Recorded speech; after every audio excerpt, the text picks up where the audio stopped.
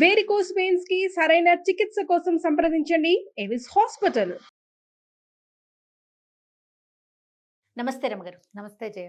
లక్ష్మీదేవి స్థిరంగా ఉండాలి, ఎలాంటి పూజలు చేయాలి, ఇవన్నీ మాట్లాడుకుంటూ ఉంటాం కదా. ఉమ్. ఎలాంటి పూజలు చేయాలి అనేది మనం మాట్లాడుకుంటాం, కానీ ఏం చేయకూడదు, ఏం చేస్తే అమ్మకి కోపం వస్తుంది, లక్ష్మీదేవికే. లక్ష్మీదేవికి మనం ఎలా ఉండాలి? ఈ లక్ష్మి అబండెన్స్, మనకి సమృద్ధి, ఇవన్నీ సాధారణంగా కర్మ సిద్ధాంతం ప్రకారం మనం మోసుకురావాల్సిందే జయ. మోసుకొస్తాం మన దారిద్ర్యాన్ని, ఐశ్వర్యాన్ని కూడా. కొంతమంది బార్న్ విత్ గోల్డెన్ స్పూన్, కొంతమంది ఎక్కడో పురిపాకల్లో పుడతారు. కొంతమంది అట్లా, కొంతమంది ఇట్లా పుట్టడం సహజంగా. వాడు ఏ కర్మ దుర్విపాకాన్ని మోసుకొచ్చుకుంటాడో దాని ప్రకారం వాడి పుటక. ఇది న్యాచురల్, దీంట్లో మార్పు లేదు అసలు. అయితే ఎదిగే కొందికి కొంతమంది బార్న్ విత్ గోల్డెన్ స్పూన్ అయినా కొన్నాళ్ళకి పాపర్లు అయిపోయిన వాళ్ళని చూస్తాం మనం. అవునండి. ఎవరో సంపన్నులుగా ఉండటానికి కంటిన్యూ అయ్యి అలాగే తరాల వెంబడి సంపన్నులుగా ఉండేవాళ్ళు కొంతమంది. అయితే సంపన్నుల ఇంట్లో పుట్టి కుమారరాజాలుగా పెరిగి చివరికి ఏమీ లేకుండా అయిపోయేవాళ్ళు. దాన్ని అయితే స్వయంకృతాపరాధం కొంత, కర్మ దుర్విపాకం కొంత. ఆ కర్మ వాళ్ళని లాక్కెళ్ళిపోతుంటుంది జయ. ఆ వైపుకి, దారిద్ర్యం వైపుకి లాక్కుపోతూ ఉంటుంది. ఎక్కడో ఒక చోట పగ్గాలు వేసుకుని ఆపుకోవాలి. ప్రతి వాడికి ఇట్లా కిందకి పడిపోయేవాడికి పగ్గాలు దొరుకుతూనే ఉంటాయి జయ. కానీ వీడు ఆగడబడి, బుద్ధి ఆగనివద్దు, బుద్ధి కర్మానుసారిని అంటారు. ఒక చాలా బలమైన జాతకం ఉన్నవాళ్ళు ఎవరైనా, చాలా బలమైన ఆత్మస్థైర్యం అవి ఉన్నవాళ్ళు ఎవరైనా, ఆత్మబలం ఉన్నవాళ్ళు పట్టుకోగలిగితే వాడిని అంత దారిద్ర్యం దిశగా వాళ్ళు వెళ్ళరు.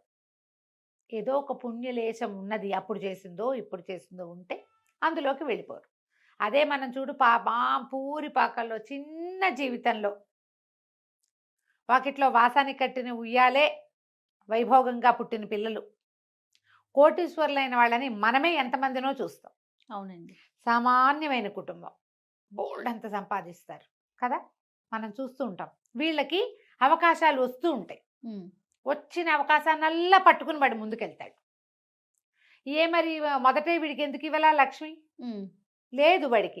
కానీ వాడు సాధించడానికి ప్రయత్నం చేశాడు. అదే అవకాశం వాళ్ళ ఇంట్లో ఉన్న 10 మంది పిల్లలకి వస్తుంది.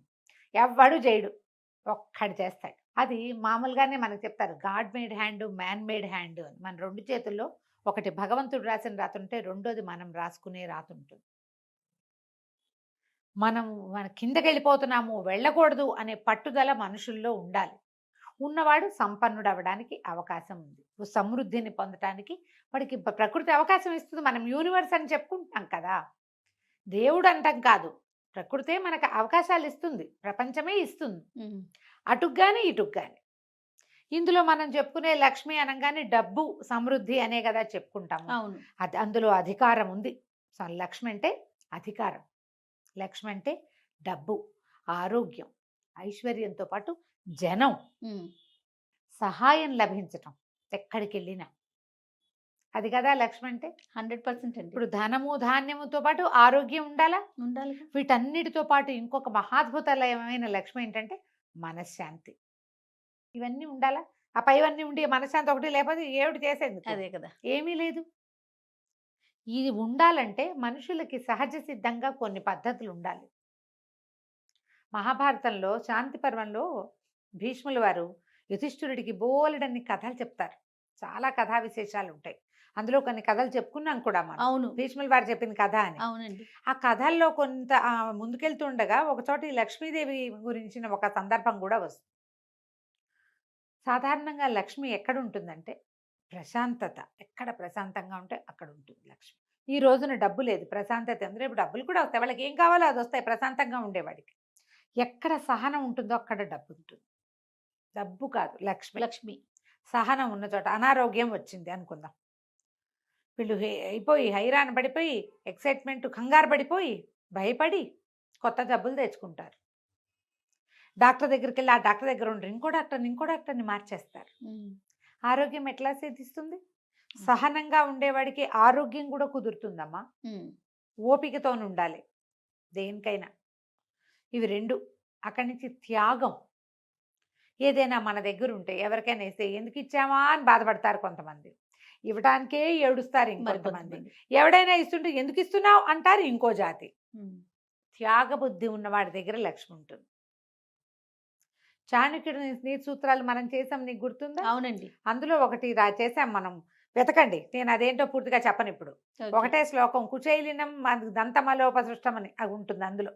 మురికి బట్టలు కట్టుకునే వాడి దగ్గర, పొద్దునే లేచి దంతధావనం చేసుకొని వాడి దగ్గర లక్ష్మీదేవి ఉండదు. ఉమ్.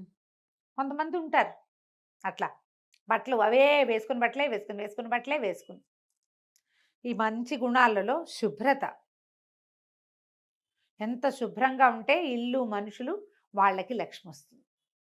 అంటే మీరు మురికిగా ఉండకూడదు. ఏం ఉండకూడదు అని చెప్పాలి కదా మనం ఇప్పుడు. అదే అదే అదే, మురికిగా మీకు కోపం ఉండకూడదు, అసూయ ఉండకూడదు, ఏడుపు కొట్టుతనం ఎవరైనా చూసి అబ్బా వీళ్ళకి ఎదుగుద్ది అలాంటి అని, భావాలు ఉండకూడదు, మీకు అశుభ్రత ఉండకూడదు. శుచి శుభ్రత అన్నారు, ఉమ్. అవి ఉండాలి. అవి లేకపోతే శుచి లేదు, శుభ్రత లేదు, లక్ష్మి లేదు. అదే అదే. అక్కడి నుంచి పోట్లాడే గుణం ఉమ్. అది ఉండకూడదు.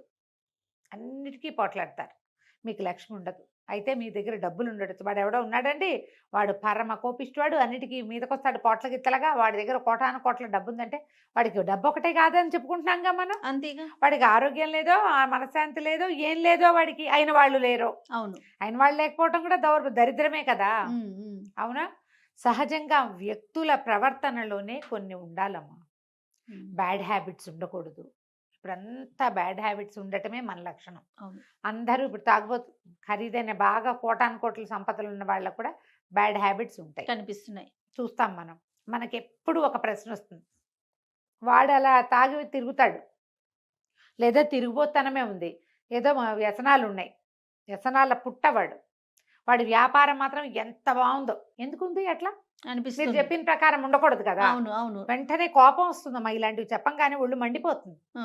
వాడు ఉన్నాడు మా ఫ్రెండ్ ఒకడు, వాడు కోటీశ్వరుడి కొడుకు, వాడికి అన్ని వాడికి లక్షణాలు అవి లేవు, ఉమ్. సకల కళాభిరాముడు వాడు, అంటారు. సకల కళ వెళ్ళప్పుడు మరి వాడికి ఎందుకు ఉందండి అంటారు వెంటనే. పిల్లలకే కాదు జయ, పెద్దవాళ్ళ దగ్గర కూడా చూసాను నేను ఈ ప్రశ్న.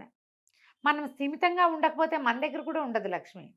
నీకు వాడి దగ్గర డబ్బులు ఉన్నాయి అనుకుంటున్నావు అంతే, అదొకటేనా? మనం ఏం చెప్పుకున్నాం లిస్టు? ఇన్ని రకాల హ్యాబిట్స్ ఉన్నవాడు పూసుకుని చచ్చిపోతాడు ఒకటి, లేదా ఎక్కువ రోజులు తీసుకుని పోతాడు. డబ్బులుండే ఏం ఉపయోగం వాడికి? ఉమ్.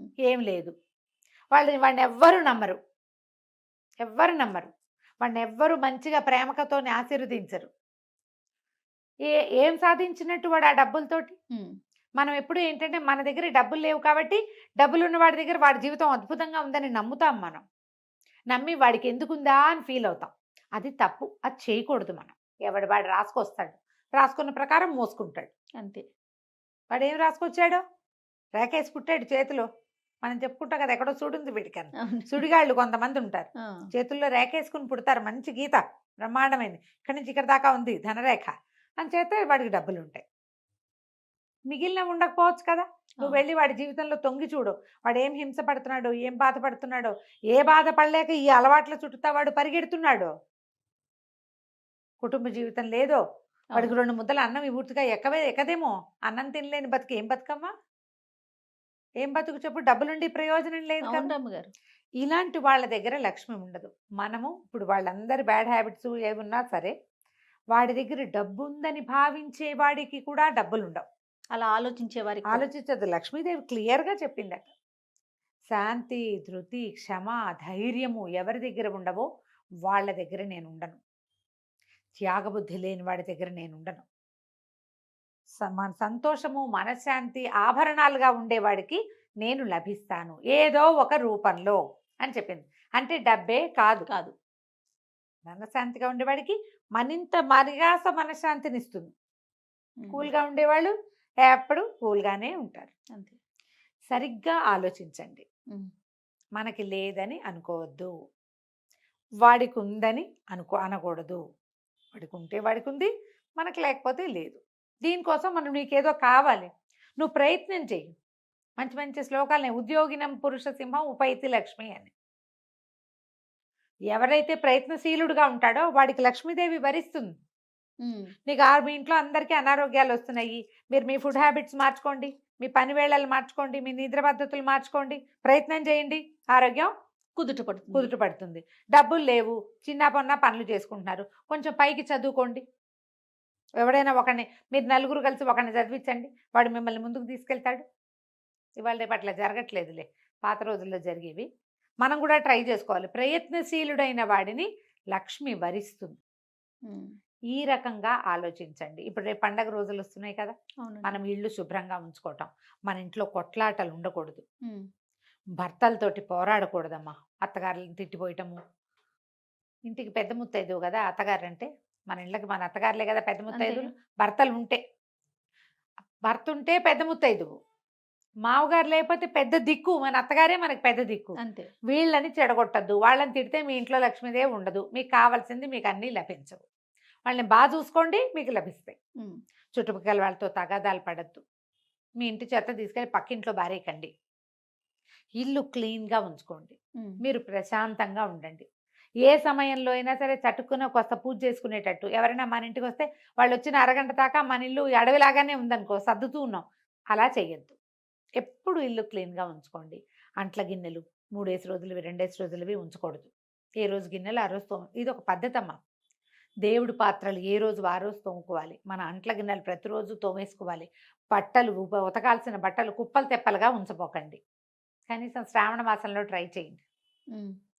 దుప్పట్లు అప్పుడెప్పుడో ఉతికినవి ఉంచద్దు. ఫ్రెష్ దుప్పట్లు పక్కలు ఫ్రెష్గా శుభ్రంగా ఉంచుకోండి. ఇల్లు క్లీన్గా ఉంచుకోండి, మీరు క్లీన్గా ఉండండి.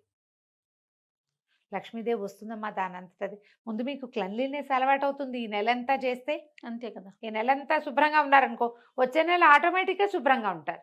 ఓకే. ఇలా ప్రయత్నం చేయండి, లక్ష్మీదేవి మీ సొంతం అవుతుంది. తప్పకుండా రమ్మగారు. నమస్తే. నమస్తే.